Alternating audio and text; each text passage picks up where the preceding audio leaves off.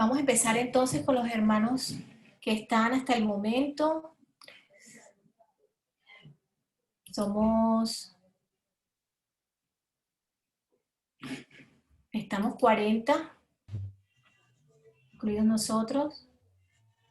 Así que esperemos que se vayan adicionando todos los demás, Padre. Entonces vamos a disponer nuestra mente, nuestro corazón para empezar con una oración, como lo hacemos siempre cuando estamos en las consagraciones, entregándole todo al Padre Celestial. Señor Padre, Creador, Hijo Redentor, Espíritu Santo, Consolador, en esta tarde maravillosa que nos permites estar reunidos, te damos gracias y te entregamos toda esta charla que vamos a tener en el día de hoy para aumentar nuestra fe, para aumentar nuestro conocimiento, y cada vez que aumentamos nuestro conocimiento, amamos más. Y a eso queremos llegar, a amar profundamente a la Santísima Virgen María, porque amando a María, amamos y conocemos profundamente a su Hijo, a nuestro Redentor, Jesucristo. Damos gracias a Dios por cada familia que se reúne esta tarde, en representación de cada consagrado o cada futuro consagrado. Y le pedimos a Dios por todas las familias del mundo, y porque cada vez haya más consagrados a la Santísima Virgen María, que su corazón inmaculado sea más conocido cada día.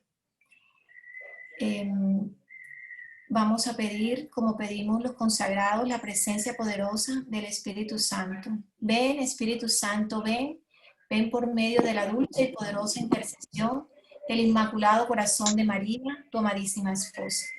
Ven, Espíritu Santo, ven, ven por medio de la dulce y poderosa intercesión del Inmaculado Corazón de María, tu amadísima esposa. Ven, Espíritu Santo, ven, ven por medio de la dulce y poderosa intercesión del Inmaculado Corazón de María, tu amadísima esposa. Quedamos en la santa presencia del Padre, del Hijo y del Espíritu Santo. Amén. Padre Alexander. Gracias, Piedad, gracias, Jaime, y todo este equipo de hermanos que hace posible que nos podamos congregar en esta tarde para acercarnos a esta consagración que ustedes están teniendo, muy juiciosos por amor a la Santísima Virgen María. Recuerden que este es un acto de libertad, es un acto de amor en el que implica que nosotros nos esforcemos por cumplir una serie de situaciones que están establecidas para adquirir un hábito espiritual que nos lleve verdaderamente a ser consagrados, ¿no? Al ejército no se recibe cualquier persona, sino que tiene que pasar por un estudio de ser aceptado, precisamente para ver qué tan fuerte es su corazón para la lucha. Y aquí, mis hermanos, vamos a combatir contra el demonio, como lo decía San Pablo en esta semana a los Efesios, ¿no? Nuestro combate es espiritual, nuestro combate es hacia esas acechanzas, las flechas incendiarias del diablo. Por eso es muy importante que hagamos muy juiciosos todas las oraciones durante los 33 días. Y es muy importante que también cojamos el hábito saludable de vivir la Eucaristía diariamente. No podemos ser cristianos domingueros, no podemos ser cristianos de misa de precepto, sino que todos los días yo tengo que alimentarme de la Eucaristía, todos los días yo he buscar la Santa Eucaristía. De lo contrario, los curas celebraríamos únicamente los domingos, y fíjate que no, actualizamos el misterio de Cristo todos los días, porque todos los días tenemos necesidad de Dios en la palabra y en la Eucaristía.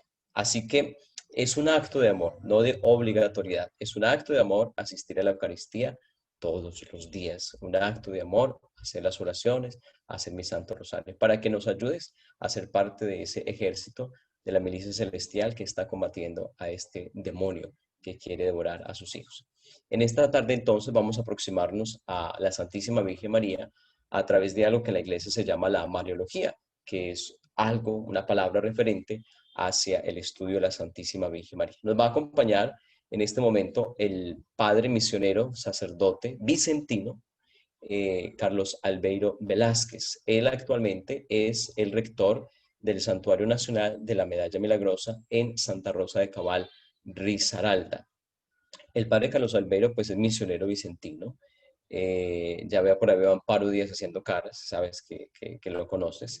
Bien, es invitado para que refuerce un poco esta experiencia que ustedes han venido a través de la oración y para que esa palabra que nos va a regalar en torno a María, pues fortalezca mucho el por qué, para qué nosotros nos estamos consagrando a la Santísima Virgen María. Así que le doy la palabra a este misionero, cohermano de la Congregación de la Misión, Padres Vicentinos, que recuerden ustedes que la advocación de la Medalla Milagrosa se ha manifestado a Santa Catalina Labouré, vidente de la Santísima Virgen María de la Medalla Milagrosa, y que a partir de ahí las hermanas vicentinas y los padres vicentinos se convierten en los custodios, en los vigilantes, en los promotores de la Medalla Milagrosa. Ustedes se consagran al corazón inmaculado de María para que al final su corazón triunfe. La Virgen María es una bajo muchas advocaciones. Así que les animamos a seguir en esta preparación. Padre Carlos Albeiro, bienvenido. Muchas gracias, los saludo a todos. Gracias, Padre Alexander, por esta invitación y por este saludo, por esta oportunidad de compartir estas reflexiones con ustedes. Sé muy bien, como usted lo acaba de decir, que se están preparando para una consagración. Entonces, estas reflexiones que giran en torno a la figura de María, pues intentan motivarnos desde el punto de vista espiritual y también pastoral, ya que tenemos en María un permanente referente de vida cristiana. Quiero que tengamos en cuenta esto que voy a expresar ahora.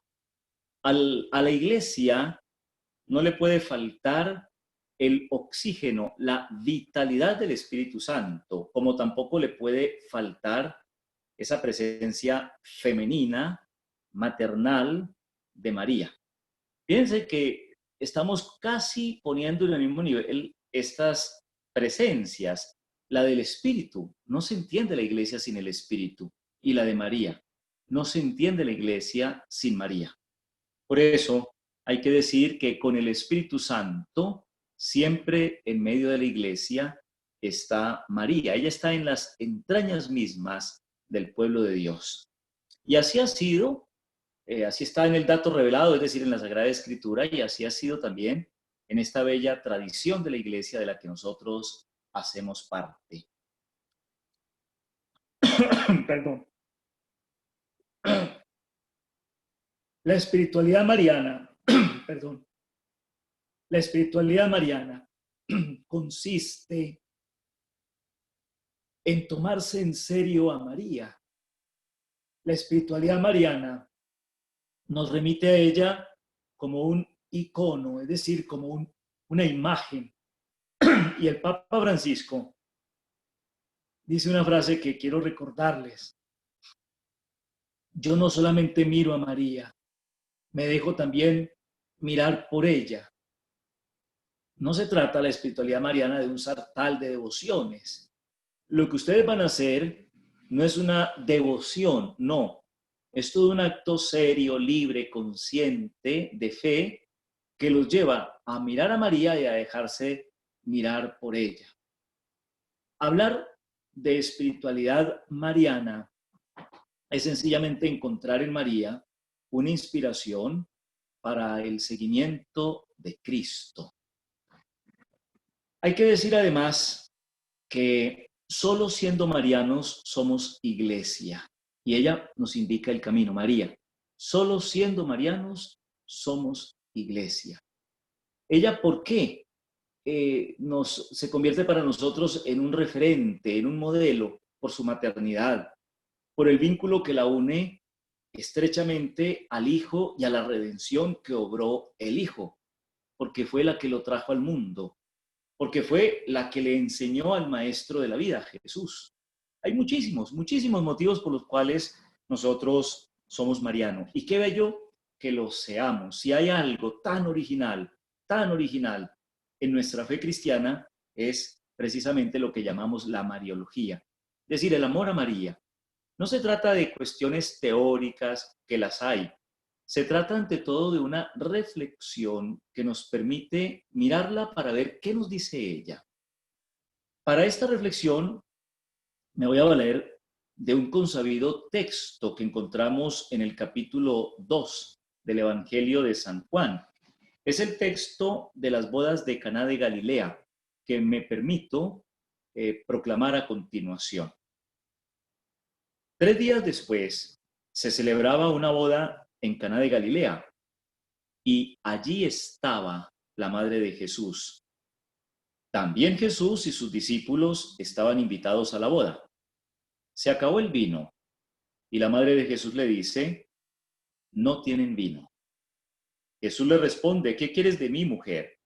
Aún no ha llegado mi hora. La madre dice a los que servían, hagan lo que él les diga. Había allí 6 tinajas de piedra destinadas a los ritos de purificación de los judíos, con una capacidad de 70 a 100 litros cada una. Jesús les dice, llenen las tinajas de agua. Las llenaron hasta el borde. Les dice, ahora saquen un poco y llévenle al encargado del banquete para que lo pruebe. Se lo llevaron. Cuando el encargado del banquete probó el agua convertida en vino, sin saber de dónde procedía, aunque los servidores que habían sacado el agua lo sabían, se dirige al novio y le dice, todo el mundo sirve primero el mejor vino, y cuando los convidados están algo bebidos, saca el peor. Tú, en cambio, has guardado hasta ahora el vino mejor. En Caná de Galilea hizo Jesús esta primera señal. Manifestó su gloria y creyeron en él los discípulos. Después bajó a Cafarnaúm con su madre, sus hermanos y discípulos, y se detuvo allí varios días. Palabra del Señor. Bien, este precioso relato, que es único en el Evangelio de San Juan, pues nos permite ahora acercarnos a algunos elementos que es lo que yo quiero compartirles. Lo primero que habría que decir es que el relato dice sencillamente que la madre de Jesús estaba allí. No dice primero que Jesús y sus discípulos fueron invitados, eso lo dice después. Cuando Juan pone por delante a María, es porque esa presencia intuitiva, femenina, iba a ayudar a hacer una lectura y un proceso. Allí consiste, o allí radica la esencia de este bello milagro. En el relato hay una serie, un tejido de situaciones humanas. Hay una boda, hay invitados, hay una organización, hay un maestresala, hay música seguramente, hay vino. Entonces, todo esto, hay diálogos, deja ver que esa es la vida humana que se teje, la de una fiesta.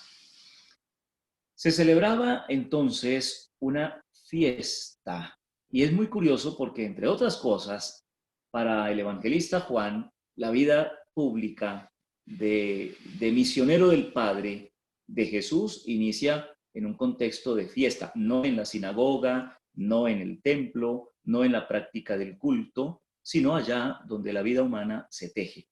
Entonces allí hay una clave también mariológica. María es María de la vida. María es María de ese entramado de situaciones humanas. La piedad popular, bien intencionada, a veces la eleva demasiado, que nos la pone muy en las nubes, y se nos olvida a veces que ella es esa Virgen Galilea que comparte la vida de la gente. ¿Dónde está Dios? Donde la gente vive, donde la gente se ama, donde la gente lucha, pero resulta que allí también está la Madre de Dios. El relato dice que esto sucedió en Caná de Galilea. Caná es un pueblito que está aproximadamente a unos 15 kilómetros de Nazaret, donde vivía la Virgen. Entonces, imaginémonos ese viaje que seguramente ella tuvo que hacer para entrar en la vida de esta familia, de estos esposos. Interesante, Porque ustedes saben que Caná de Galilea es una región que no tiene mucha relevancia. Cuando se dice de tal población como Nazaret de Galilea o Jesús que era de Galilea, pues está uno como pensando en que en la mentalidad judía como que no valía. María era de Galilea. Lo interesante es que ella va también a esas regiones, a esas zonas, a esos lugares que hoy llamamos marginales, periféricos. Hay algo más que dice el relato y es esto. Allí estaba la madre de Jesús. Reflexionen en esta frase. Allí estaba la madre de Jesús. María es la que supo estar, la que supo estar. El texto hubiera podido no decirlo, pero si lo dice es por algo. Y encontramos así a María presente en tantísimas otras situaciones. La encontramos siempre en el encuentro con lo humano. Por ejemplo, cuando va a esa aldeíta de Ain Karem a encontrarse con su prima Isabel. La encontramos allí, en Belén. La encontramos en Egipto. La encontramos en Jerusalén. La encontramos en Cafarnaún, en los alrededores de Betania. La encontramos también en Caná de Galilea. Entonces, si uno toma esa geografía del Evangelio, donde se menciona que María estaba, es interesante, porque ella es de nuestra historia, es de nuestra raza, es de nuestro pueblo, y ella es que alegrarnos y llenarnos de paz. Cada vez que acudimos a María, pensemos en esto. Si de algo tenemos que alegrarnos, es que ella sabe estar. Sabe estar en tu vida, en tu familia, donde hay infancia, que es nos refiere este texto del Evangelio de San Juan. Cristo y los discípulos, el Señor Jesús y los discípulos, también fueron invitados.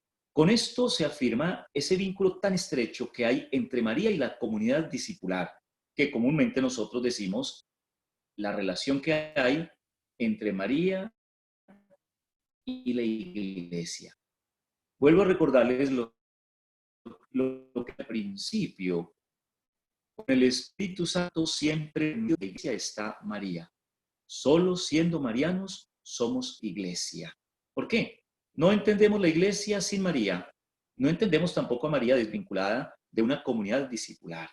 Y como ella nos está enseñando, porque es maestra de vida, pues yo creo que a cada uno nos está diciendo cómo perteneces al grupo, a tu parroquia, cómo perteneces a la iglesia, cómo perteneces a tu familia, e incluso ella puede decirnos cómo perteneces a la sociedad en la cual habitas.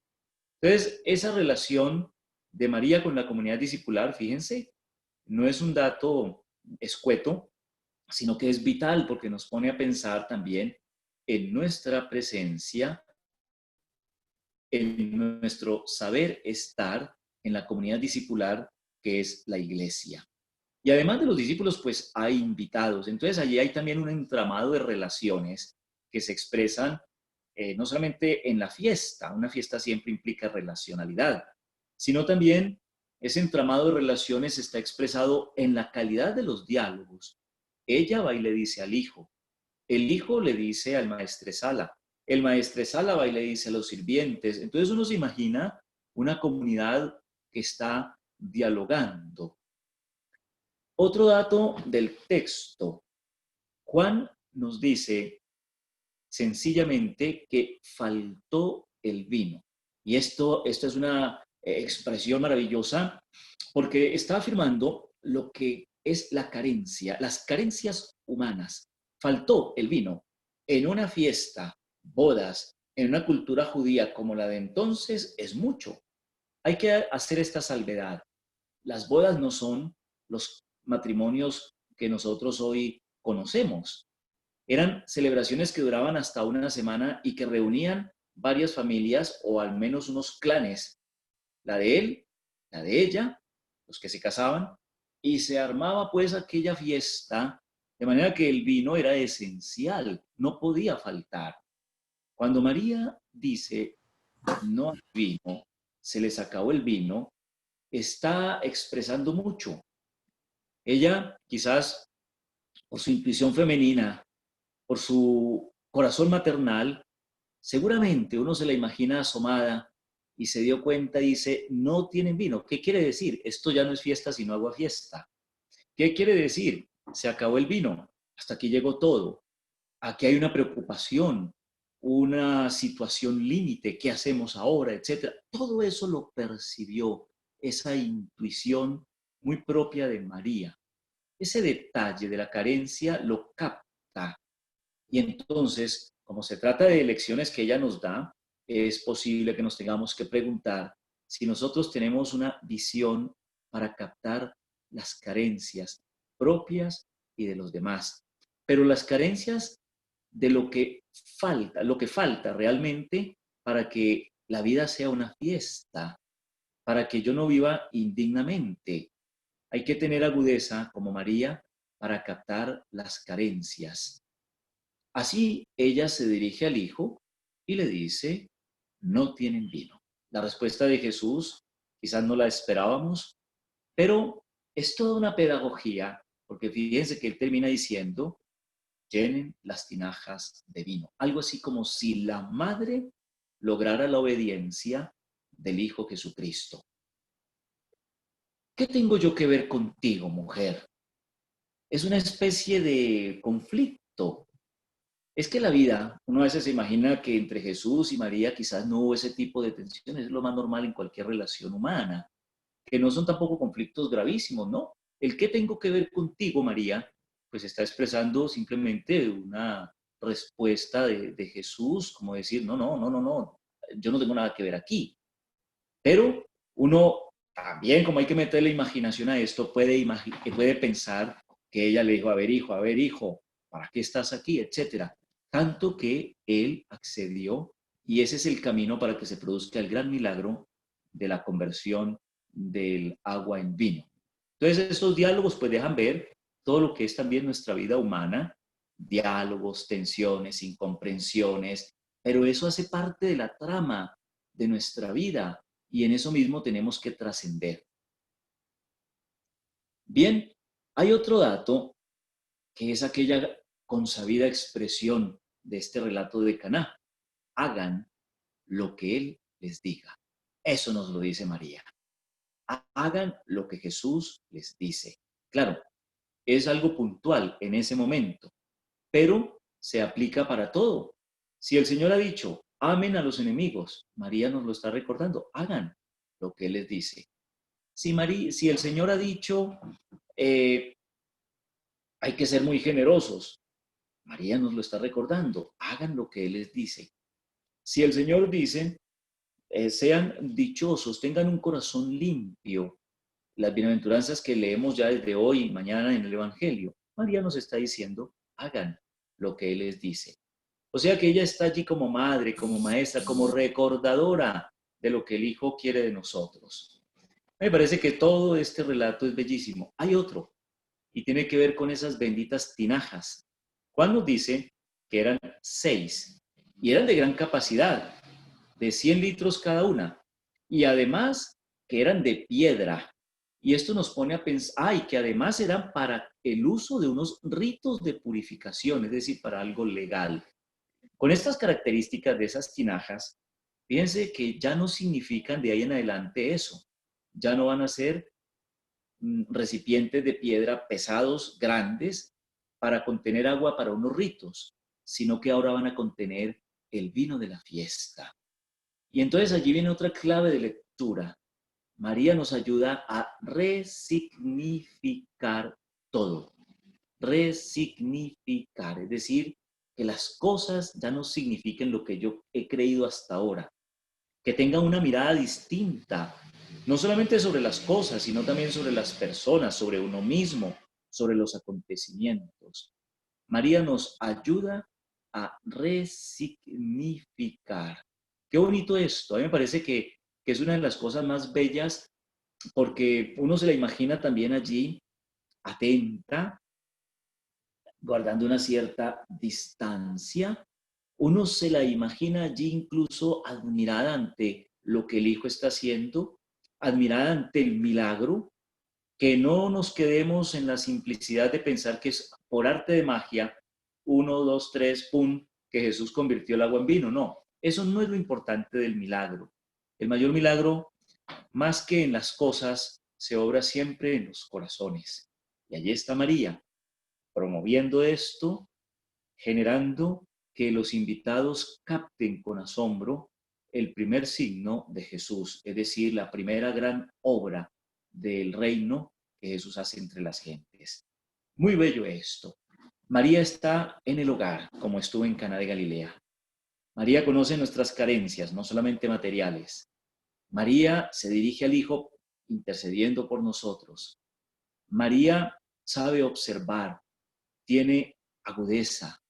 María sabe muy bien que en cada uno hay un potencial, que cada uno de nosotros es como ese cántaro de piedra, como esa vasija de piedra que puede cambiar lo que hay dentro para que haya lo que tiene que haber para que vivamos la vida plena que el Hijo Jesús nos trajo.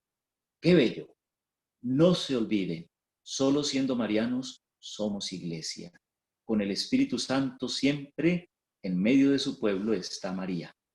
Y démosle gracias a Dios, no nos cansemos de hacerlo, porque ella va llevándonos de la mano muy maternalmente en ese camino del reino, porque ella sabe muy bien no solamente qué necesitamos, sino cuáles son nuestros dos anhelos.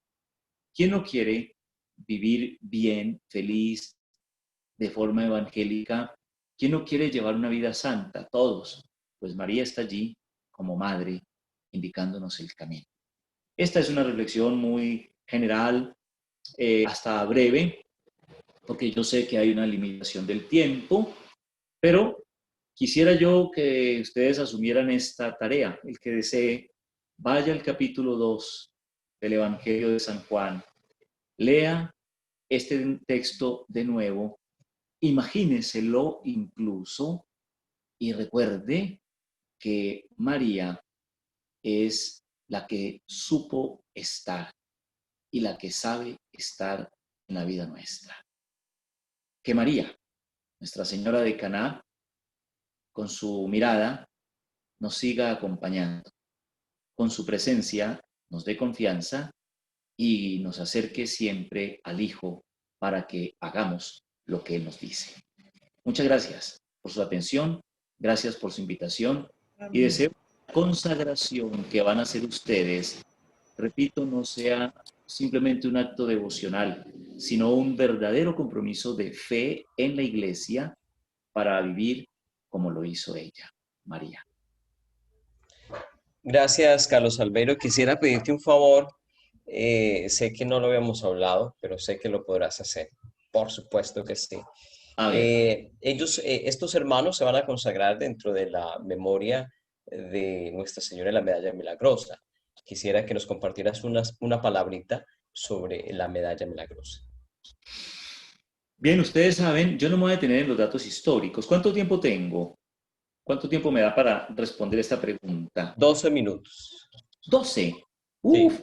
Entonces voy a decir un momentico de historia. 1830, y ustedes lo ven siempre, para que no se les olvide, en la parte inferior de la medalla, ahí siempre está indicado 1830.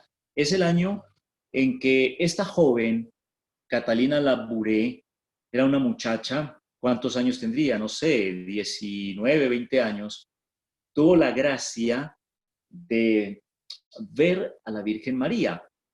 Ella es llamada la Santa del Silencio, Santa Catalina Labouré, porque murió y nadie se enteró de que ella había sido la vidente de la Virgen, y murió de 80 años. O sea que toda su vida como que guardó ese secreto, que solamente supo el director espiritual y creo que la madre general de las Hijas de la Caridad allá en París. A ver, la Madre de Dios siempre ha tenido esa gracia de, como lo acabo de decir, estar con el pueblo y en las situaciones humanas. Y esas son las apariciones. Entonces, la Virgen Milagrosa en 1830 se manifestó a Catalina Labouré, una hermanita muy trabajadora, sencilla, y a través de ella nos manda la medalla, que no es un amuleto, bien lo sabemos, que no es un adorno, es un signo, es decir, allí hay algo. Tener la medalla, llevarla, mirarla, contemplarla, nos permite también recibir un mensaje. Por eso hablamos del mensaje de la medalla milagrosa. Esta medalla, pues, representa a María, la Inmaculada, sobre el mundo. Es lo que acabo de decir. ¿Qué quiere decir? Ella está aquí, aquí, aquí, la que sabe estar. Aplastando la serpiente, que bíblicamente representa el mal.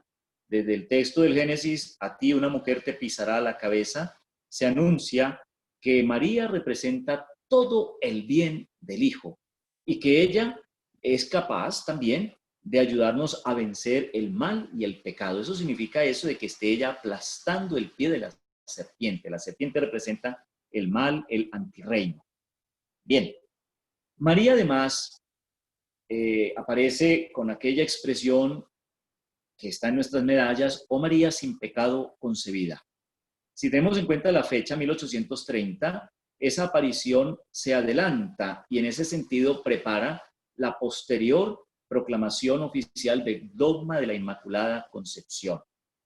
María está con los brazos extendidos y de sus manos, de sus dedos, salen unos rayos luminosos. Sus rayos iluminan el caminar del pueblo de Dios, pero también ella dice, son todas las gracias que yo doy y que casi no se piden. ¿Qué quiere decir? Mediadora de todas las gracias. No solamente de las cosas materiales, no. María se le pide la gracia de la santidad, la gracia de la fraternidad, la gracia de ser buena persona, la gracia de la honradez, la gracia de la caridad fraterna, la gracia del perdón, etc. Entonces la medalla es todo un evangelio viviente. Por eso alguien la llegó a llamar el evangelio de los pobres, porque basta mirarla y ella nos dice algo del Hijo, Jesucristo, y de la Madre de Dios al lado del Hijo. En la parte posterior de la medalla, pues encontramos las 12 estrellas que representan las 12 tribus de Israel, los 12 apóstoles, es decir, la comunidad eclesial. Hay un dato que es más curioso que se lo quiero decir a ustedes ahora. Dicen que el que tuvo que diseñar el escudo de la comunidad europea se inspiró en la medalla y por eso el color azul y también las 12 estrellas, porque se ve que era un creyente y que entendía muy bien esta simbología de la medalla, así quiso como expresar el sueño de la unidad de los pueblos. Pero ese es un detalle que pues, nos puede ayudar incluso a profundizar más. Lo que yo quiero decir es que esas estrellas representan a la iglesia. Como dije hace un momento, María nos enseña a ser iglesia y solo siendo María iglesia.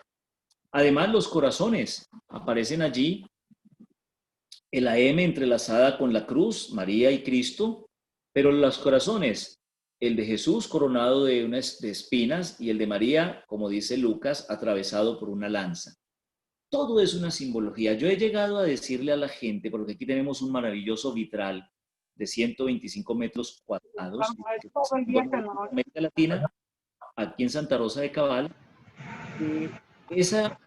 que la medalla incluso tiene toda una simbología ecológica, por los rayos, por la luz, por las estrellas, por el cosmos, por la tierra, por el animal que allí aparece, por la humanidad. A mí me parece que es una simbología bellísima.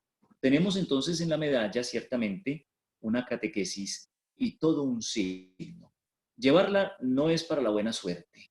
Llevar la medalla es porque así lo quiso María, como un signo de que le pertenecemos y de que ella nos pertenece. Es bellísima, es bellísima. Y hay que decir, yo sé que ustedes allá aman la medalla milagrosa en Santa Marta. Yo sé que el pueblo samario es un pueblo que ama muchísimo a la Virgen Milagrosa, pues en ella encontramos en esta bella advocación una página o muchísimas del Evangelio que algo nos están diciendo. Si la llevamos Y si la recibimos el día de nuestra consagración, es sencillamente porque queremos seguir siendo hombres y mujeres de evangelio. Podría decir mucho más y de eso hay muchísima reflexión bellísima. Debo compartirles algo y perdonen que hable como desde lo personal. Cuando yo entré a la comunidad, que me hablaron de la medalla, que nos la pusieron, etcétera, y que nos explicaban todo esto y que nos decían, tenemos esa gran misión de propagarla, pues yo me he enamorado cada vez más de ella, de la medalla milagrosa. Y les pido eso, enamórense cada vez más de esta medalla milagrosa, porque uno se siente protegido, seguro, sereno. En ciertas situaciones, cuando he ido a visitar a un enfermo, cuando he estado a veces en situaciones difíciles, recuerdo por ejemplo en Arauca, duro, yo simplemente a veces me agarro de la medalla y me acuerdo, ella está aquí, ella me protege, ella me cuida. Entonces son signos, simplemente, nosotros tenemos signos, como el pesebre es un signo, como el Vía Crucis es un signo, la medalla lo es también. Es un evangelio que nos habla de María. No sé si hay alguna pregunta, no sé si en el tiempo que queda, pues quisieran algo más o simplemente alguien que quiera compartir o complementar algo. Padre Carlos Albeiro, muchas gracias. Sé que si alguien tiene una pregunta, que la pueda abrir su micrófono si se puede o si no colocar por el chat y se la pasamos al Padre. Por lo pronto, Padre, quisiera decirle que me gustaría que usted nos dijera como una pregunta de la charla, esta parte donde dice no se entiende la Virgen sin María. Y nosotros sabemos que hay muchos hermanos que son esperados por la iglesia que no tienen ese mismo pensamiento. ¿Qué podemos nosotros decirles a ellos en algún momento en que nos encontremos cortamente, así como usted ha sido tan claro y tan puntual, para invitarlos a ellos de alguna manera a entender por qué nosotros, no que se pasen porque es una explicación muy larga, pero por qué nosotros tenemos esa relación tan bella con la Santísima Virgen María? Bien, esta relación, yo lo dije, es parte de la tradición viva de la iglesia de la que nosotros hacemos parte. Los cristianos tuvieron siempre, pero muy, muy al origen, esa referencia mariológica. Nunca se olvidaron de María. Es decir, si tenemos en cuenta la tradición como tiempo, pues imagínense que esto no es una cuestión que se improvisa. Si tenemos en cuenta la tradición como experiencia, a mí me parece que ya está diciendo algo. No se entiende una comunidad sin esa presencia de la que ella que engendró esa comunidad, es decir, a Cristo. Yo creo que a veces uno puede decirlo y con mucha sencillez y sin ningún tipo, sin ninguna altivez. Nosotros los cristianos bendecirle a Dios por tanta originalidad. Esa es una originalidad, como la Eucaristía también es una originalidad. Una originalidad es que tener la iglesia a María es una originalidad. Entonces, quienes dicen, no, eso no, eso no, eso no, pues no saben lo que se pierden. Y hay otro motivo. Yo creo que la vida del ser humano tiene mucho que ver con la maternidad. La maternidad es un misterio y hace parte de la vida humana, no solamente de la que es madre, sino de nosotros. Es que nosotros, en realidad, y eso incluso hay corrientes psicológicas que hablan de la maternidad como algo que constituye al ser humano.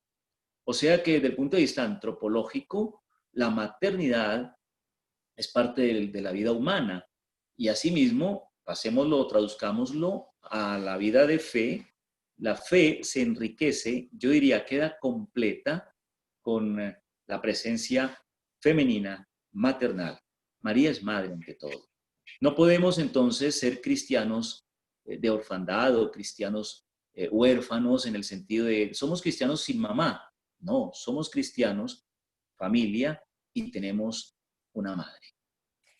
Padre, tenemos una pregunta antes de una mano levantada. Tenemos a Melissa Molina que dice, ¿alguna vez has sentido la presencia de nuestra Madre María? La presencia de María sí la he sentido. No estoy diciendo que se me haya aparecido, no, pero sí la he sentido desde el punto de vista de la espiritualidad, del ministerio sacerdotal, de mi pertenencia a la iglesia y a la congregación de la misión. Yo puedo decir que sí he sentido la presencia de María. ¿Y por qué? Miren, hay cosas incluso pues maravillosas. Yo creo que cada uno puede mencionar milagros. Pero es que no tienen que ser cosas extraordinarias.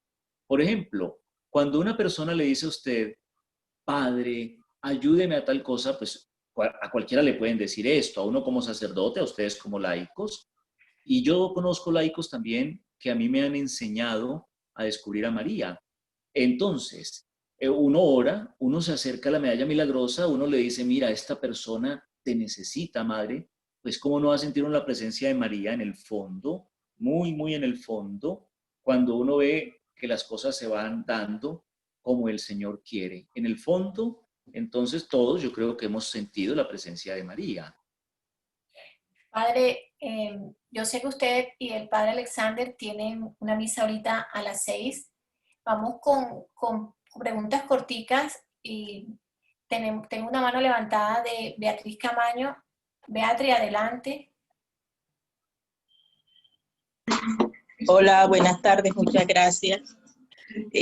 La pregunta va muy en relación con la de ahorita y es para nosotros que estamos viviendo esta espiritualidad mariana, a veces es bastante difícil darle explicaciones o contener a los hermanos que en medio de esa hermosa devoción nos cuentan que vieron la Virgen en el café, que vieron la Virgen en la pared, que vieron la Virgen en la olla de la sopa.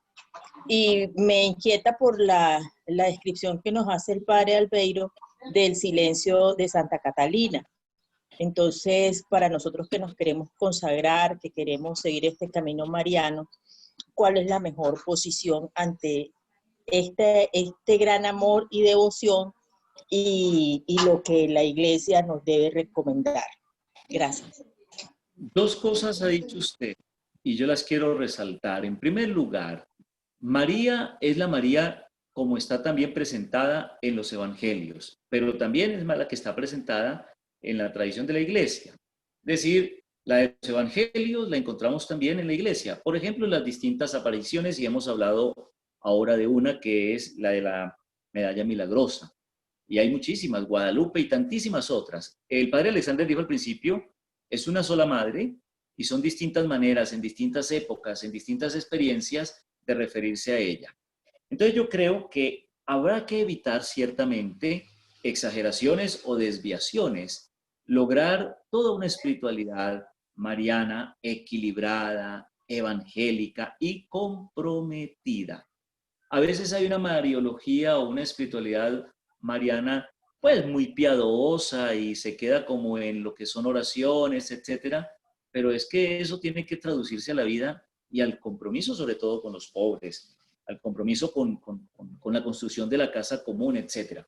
Entonces yo diría, a veces hay, y yo diría bien intencionadas, unas maneras de ver a María en una mancha, en una humedad, en una olla, como usted acaba de decir, tantas cosas, en un buñuelo, bueno. Yo creo que eso no es lo importante, no es lo esencial de la espiritualidad mariana. Lo más importante es descubrirla como está en la iglesia y como nos lo presenta, como está en los evangelios y como nos lo presenta la iglesia. Gracias, padre. No sé si usted tenga un poquito más de tiempo. Son las... Yo tengo más tiempo, Carlos sí. tiene más tiempo, sí. Yo los invito entonces para no apresurarlos. Carlos sí tiene más tiempo. Varios hermanos de los que están inscritos para la consagración han venido a hacerme un par de consultas, a confesarse. Yo les sugiero, no lo dejen para el último día, porque los párrocos tenemos muchos compromisos. No dejen su confesión para el último instante. Padre, me voy a confesar porque tengo la consagración ya. No, tenemos mucho tiempo para buscar la confesión. Tenemos muchas posibilidades de vivir la Eucaristía diaria, mis hermanitos. Para eso nosotros las grabamos 7 de la mañana, 11 de la mañana, 5 de la tarde, para que usted a la hora que pueda sacarle el tiempito pueda vivir la Eucaristía. Hay padres que celebran misas de 2 horas, hay padres que celebran misas de 25 minutos, así que no hay excusas para no vivir la Eucaristía diaria. Si no la quieres vivir es porque le estás dando entrada al diablo para privarte del alimento eucarístico. Hay infinidades con esta pandemia de poder vivir la Eucaristía. Así que mis hermanos, gracias por esta oportunidad de llegar a sus hogares con esta enseñanza de Mamita María, que quiere que nosotros tengamos una fe muy sólida, muy fuerte, como nos han indicado el Padre Carlos Albeiro, desde la palabra. Y es maravilloso cómo en este ejercicio hemos mezclado la palabra y hemos mezclado nuestro libro devocional, que es muy importante para que mantengamos el equilibrio. La palabra de Dios que me lleva a mí al encuentro con Mamita María y a Jesús, y el devocional que me ayuda a tomar una disciplina, un hábito espiritual saludable para ir a esa consagración. Un abrazo y entonces quedamos con el Padre Carlos Albeiro. Un abrazo. Gracias, Carlos Albeiro. Hablamos más luego. Gracias, Alexander. Gracias, Padre Alexander. Y bueno, hay una mano levantada. Hay una pregunta, ¿qué horario tienen las confesiones? Bueno, yo creo que tienen que llamar a la parroquia. Yo les colocaré el teléfono de la parroquia por el chat para que ustedes puedan llamar hasta allá y reservar el cupo para poder hablar con el padre y hacer las confesiones. Esa es la pregunta de Joana. Y hay una mano levantada de Álvaro Sade, si está y quiere hacer la pregunta, puede abrir su micrófono. Gracias, Piedad. Muy buenas tardes a todos. Muchas gracias, Padre. Padre, quería hacerle la siguiente pregunta. ¿Sería posible que usted enviara una bendición de una medalla de la Milagrosa que tengo en mi poder y que no la tengo bendita y que quisiera tenerla bendecida? Claro que se puede, Álvaro, y lo hacemos ahora mismo. Pero antes, para simplemente yo no echar la bendición así, lo que significa bendecir, bendecir, es decir, uno pide al Señor, uno pide a la Virgen la gracia de que una persona, un lugar, una experiencia, una reunión, un viaje, etcétera, reciba de él la bendición. Entonces, uno es un mediador, el que bendice en el fondo, en primer lugar es el Señor. Entonces lo que hacemos es pedirle a Él que descienda sobre este signo su bendición. Lo vamos a hacer ahora. Si usted, Álvaro, la tiene, pues la puede tomar así como la tengo yo ahora. Si alguno más la quiere tener allí, pues simplemente la podemos bendecir. Nuestro auxilio es el nombre del Señor, el cielo y la tierra. Señor Todopoderoso, por las diversas manifestaciones de tu Madre Santísima en el mundo, nos recuerda las maravillas de tu amor. Te pedimos que tu bendición descienda sobre esta medalla y sobre quienes las lleven con fe, para que podamos experimentar tu cercanía y tu salvación y la presencia maternal de María. Amén. Oh María, sin pecado concebida, ruega por nosotros que recurrimos a vos. Listo, Padre, Álvaro. Gracias. A usted, Padre, bueno, muchísimas creo que... gracias. Adelante, Álvaro. Le estaba dando las gracias al Padre, Piedad. A usted, gracias, Padre. Bueno, Álvaro. Listo. Bueno, Padre, quería... Si no hay otra pregunta, alguien que tenga una pregunta. Denise Fernández tenía una pregunta. Adelante, Denise.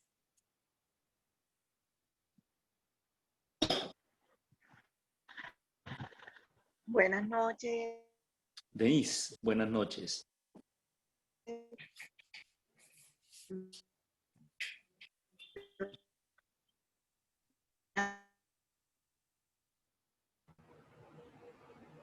No se escucha.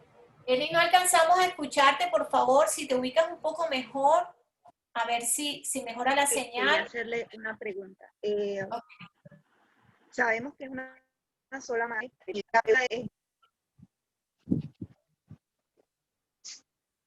¿Me escucha?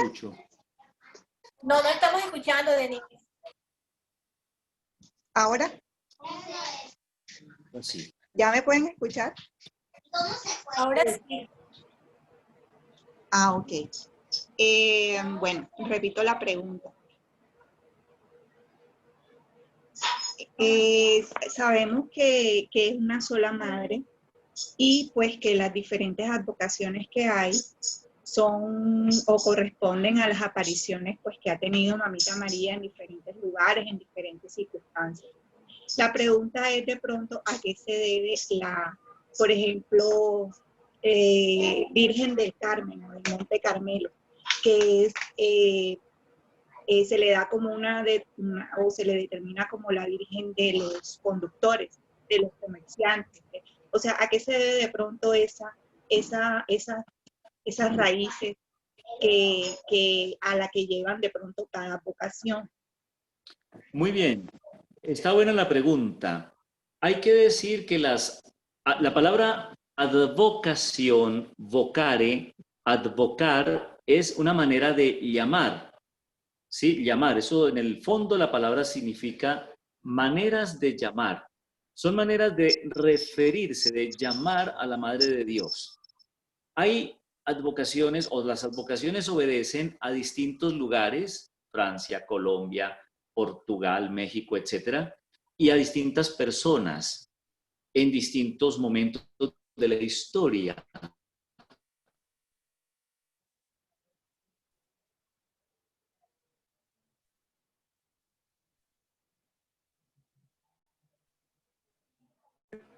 No se escucha. Y parece que tenemos un problema de señal con el padre. Padre Carlos Albeiro, ¿nos escucha? Hay advocaciones recientes, hay advocaciones de café. El pueblo tiene también un olfato. El pueblo, cuando se refiere a la Virgen y le pide que sea la patrona la matrona de los conductores, es porque tiene esa intuición. Que sea la madre de los enfermos, que sea la madre de los encarcelados, porque en los distintos contextos históricos en los que ha aparecido una advocación, detrás de eso siempre hay algo. Entonces eso se hace tradición y es parte de la riqueza de la fe del pueblo de Dios. El pueblo intuye. Voy a darle un ejemplo. Hay lugares donde la gente sencilla, los pobres, los campesinos, peregrinan y saben que esa virgencita ayuda a los enfermos. Entonces hablan de Nuestra Señora de la Salud, ¿sí? Hay personas que los campesinos presentan sus cosechas, una tradición bella que surgió en Brasil, una advocación bella que surgió en Brasil, y entonces llevan las cosechitas de café, y así surge Nuestra Señora del Café. Fíjense que en el fondo lo más importante es que el pueblo confía en la Virgen y la relaciona, porque así es, con su vida, con el viaje, con el carro, con la salud, con el café, con las cosechas, etc. Espero, Denis, que haya podido responder. Sí, padre, muchas gracias. Padre, ya estamos por terminar. Vamos a terminar a las 6 porque muchos hermanitos van a ir a Eucaristía de 6. Muy bien. Entonces, pero le voy a hacer una pregunta que Hansel y Victoria dejaron aquí. Sé que así como ha sido de claro, también va a ser con esto y corto. Dice, padre, cuando muy joven escuché que ustedes, los sacerdotes, daban el permiso a personas de hacer bendiciones a objetos religiosos. ¿Es eso cierto? Pues a ver, la bendición, una bendición la puede dar cualquier persona. De hecho, cuando nos mandamos mensaje de WhatsApp decimos que Dios te bendiga. Eso es una bendición. ¿Qué hace una mamá cuando hace así a su hijo? Bendice a su hijo. Entonces, en principio, todos pues tenemos esa posibilidad de bendecir. Ya para ese tipo de cosas, de agua, de medallas, de casas, de objetos religiosos, pues es diríamos, como una facultad, un ministerio nuestro. Entonces lo hacemos nosotros no porque seamos los mejores, sino porque al fin y al cabo es nuestro ministerio. Entonces yo diría que si estamos nosotros, pues para eso estamos. No queriendo decir que un laico no pueda, pues, bendecir en estas circunstancias como lo dije al principio. Entonces, a veces puede darse que por razones de misión van a visitar una comunidad donde no hay sacerdotes y está tantas horas o a tantos días, pueden bendecir, que se conceda esas facultades, pero yo diría que son en esos casos. Bueno, padre, por último, por favor, haga usted la oración de cierre de esta hermosa charla, no sin antes reiterarle nuestros agradecimientos por haber estado con nosotros en el día de hoy y que haya hecho estas aclaraciones en este momento para algunos de nuestros hermanos aquí presentes. Bien. Me pide la oración. ¿Sí? Bien. Sí, señor. Yo les voy a hacer esta oración de consagración del hogar al corazón inmaculado de María. A tu corazón inmaculado, Virgen María, consagramos nuestro hogar y todos los que lo habitan. Que nuestra casa sea como la de Nazaret, morada de paz y de felicidad, por el cumplimiento de la voluntad de Dios, por la práctica de la caridad y por el perfecto abandono a la divina providencia. Vela sobre cuantos lo habitan. Ayúdales a vivir cristianamente. Cúbrelos con tu protección maternal y dígnate, oh bondadosa Virgen María, formar de nuevo en el cielo este hogar que en la tierra pertenece por entero a tu corazón inmaculado. Amén. Oh María, sin pecado concebida, ruega por nosotros que requerimos. A vos. El Señor los bendiga. Bueno, Padre, muchas gracias. Y del Hijo y del Espíritu Santo. Amén. Amén. Con todo el gusto. Que el Señor los bendiga. Muchísimas gracias. La Virgen los bendiga. Mabel, hasta luego. Gracias, Padre. Muchas gracias, que el Señor lo bendiga. Gracias. Bueno, gracias a todos por haber estado. Espero que les esté yendo muy bien con la consagración. Esperamos que si tienen algún inconveniente nos puedan hablar, nos puedan conectar a través del chat personal de cada uno de los coordinadores. Dios los bendiga, la Virgencita los siga protegiendo con su manto santo. Muchas gracias y nos estamos hablando y recibiendo las informaciones a través del chat. Gracias. Buenas noches. Bendiciones. Buenas noches para todos. Gracias. Buenas noches para todos. Gracias, buenas noches. Bendiciones. Bendiciones para todos, gracias.